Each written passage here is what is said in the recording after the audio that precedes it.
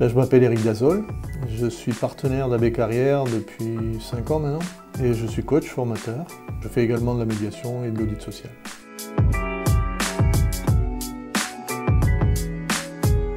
Alors en général, une entreprise peut avoir recours à un audit pour mesurer l'état d'esprit de ses salariés, essayer de regarder s'il existe des dysfonctionnements dans l'entreprise, en particulier au niveau des risques psychosociaux, également au niveau de la gestion des ressources humaines et des comportements managériaux vis-à-vis des salariés.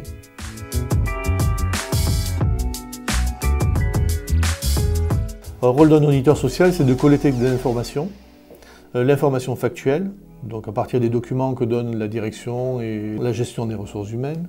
Et on affine cette collecte d'informations par des entretiens personnalisés et confidentiels avec les salariés de l'entreprise.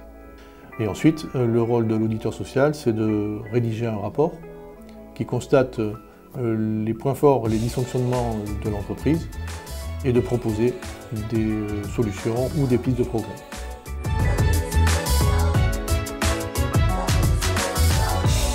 Alors, ce qui est important dans l'audit social, c'est que les salariés ne considèrent pas l'audit comme étant une enquête sur celui qui a fait mal ou celui qui est fautif, mais plutôt comme un état des lieux, des points forts dans l'entreprise et des dysfonctionnements pour permettre à chacun d'en prendre conscience et d'y remédier.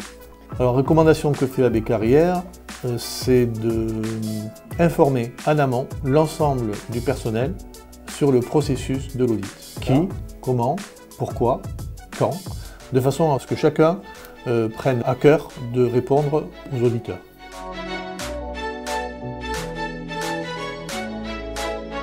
AB Carrière invite la direction à construire avec ses instances représentatives du personnel un comité de pilotage pour permettre justement à ce comité de pilotage d'être présent pendant toute la durée du processus et de pouvoir valider les étapes, assurer le suivi des préconisations recommandées et mettre en place toutes les actions préconisées.